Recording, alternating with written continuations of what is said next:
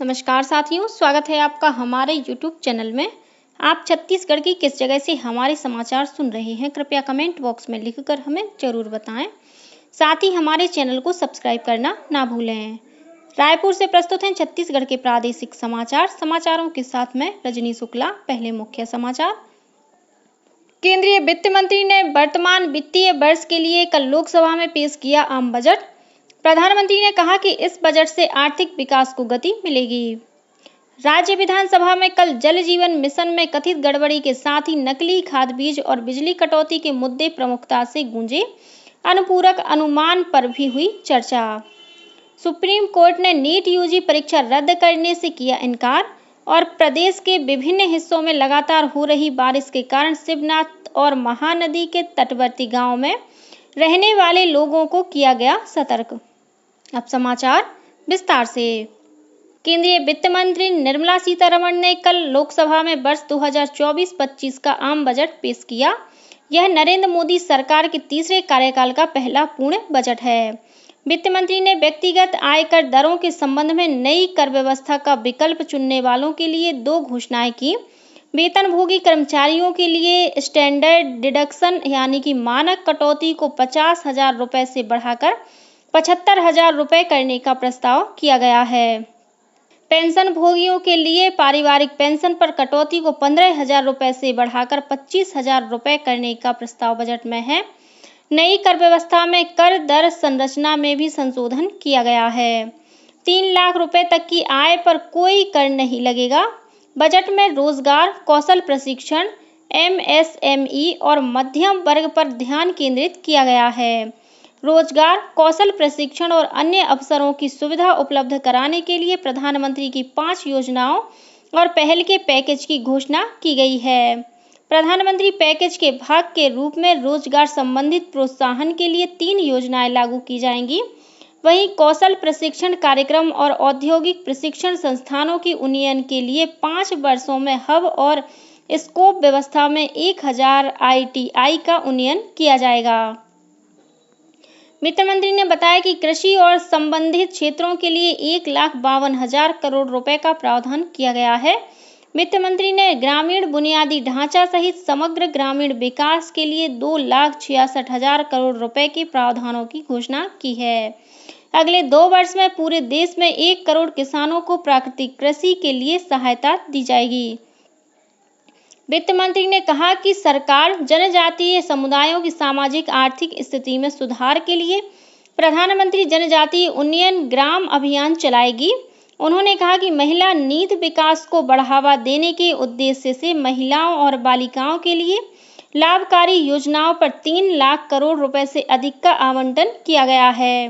वित्त मंत्री ने कहा कि प्रधानमंत्री आवास योजना शहरी के दूसरे चरण में सरकार 1 करोड़ शहरी निर्धन और मध्यम वर्गीय परिवारों की आवास जरूरतें पूरी करने के लिए 10 लाख करोड़ रुपए का निवेश करेगी। बजट पेश होने के बाद प्रधानमंत्री नरेंद्र मोदी ने वीडियो संदेश में कहा कि यह बजट हर वर्ग को नई ताकत देने वाला है। इस बजट से आर्थिक विकास को गति मिलेगी। उन्होंने कहा कि इससे रोजगार और स्वरोजगार का अवसर मिलेगा। ये बजट गांव, ग्रामीण और युवाओं का बजट है। छत्तीसगढ़ के मुख्यमंत्री विष्णुदेव साय ने इस बजट को कृषि और रोजगार के क्षेत्र के लिए ऐतिहासिक बताया है। मुख्यमंत्री ने कहा कि जनजातीय उन्नत ग्राम योजना से जनजाति समाज के 63,000 गांव और 5 करोड़ लोगों को फायदा मिलेगा। इससे छत्तीसगढ़ के आदिवासी क्षेत्रों को भी काफी लाभ होगा। भाजपा के प्रदेश अध्यक्ष किरण सिंह देव ने कहा कि केंद्र सरकार का यह बजट गांव, गरीब, किसान, युवा और महिलाओं के विकास का एक नया अध्याय लिखेगा।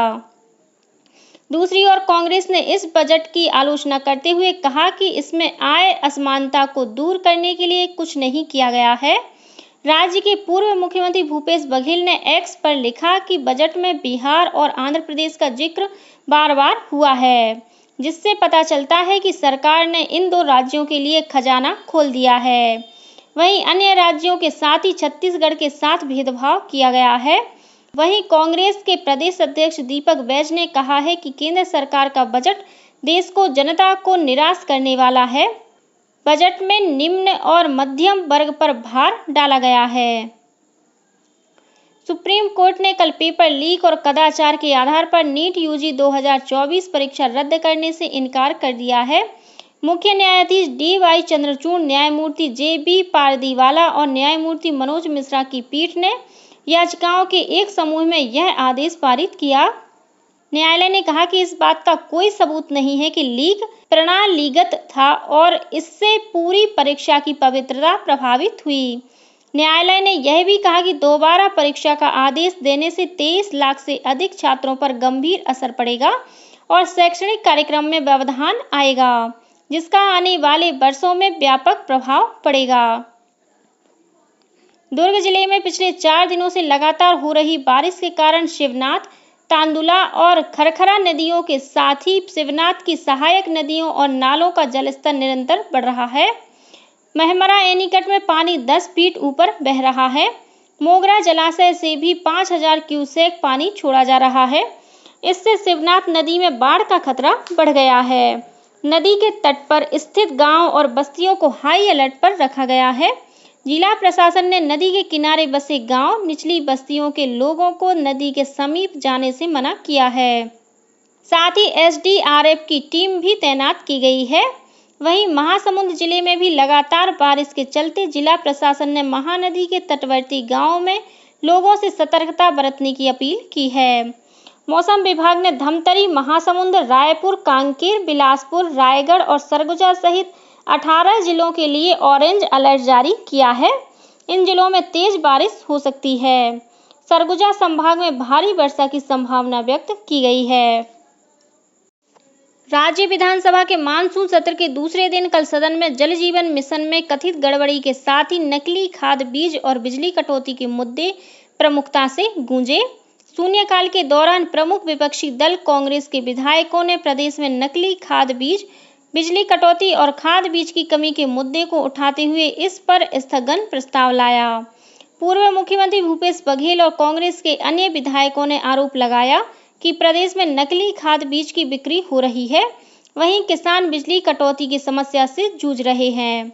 जवाब में कृषि मंत्री रामविचार नेताम ने विपक्ष के सारे आरोपों को गलत बताया।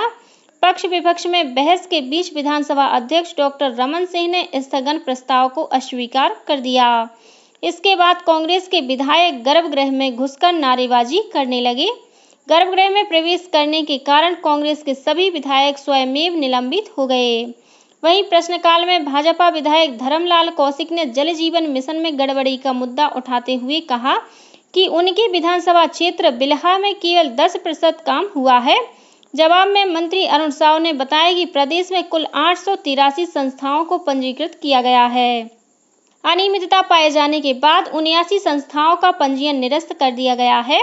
वहीं कार्य में लापरवाही बरतने वाले 9 अधिकारी और कर्मचारियों को निलंबित किया गया है।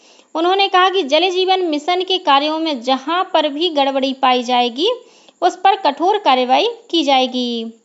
प्रश्नकाल में ही पूर्व मुख्यमंत्री भूपेश बघेल ने प्रधानमंत्री आवास योजना के संदर्भ में जारी विज्ञापन को लेकर सवाल पूछा कि 18 लाख आवास बनाने के लिए जारी विज्ञापन में शहरी आवास शामिल है या नहीं। जवाब में PWD मंत्री अरुण साव ने बताया कि शहरी आवास 18 लाख आवास के अंतर्गत ही बनेंगे। वहीं कांग्रेस विधायक अनिला भेड़िया, संगीता सिन्हा, सावित्री मनोज मांडवई ने कल आंगनवाड़ी केंद्रों में रेडी टू ईट के वितरण में अनियमितता का मामला ध्यानाकर्षण के माध्यम से उठाया।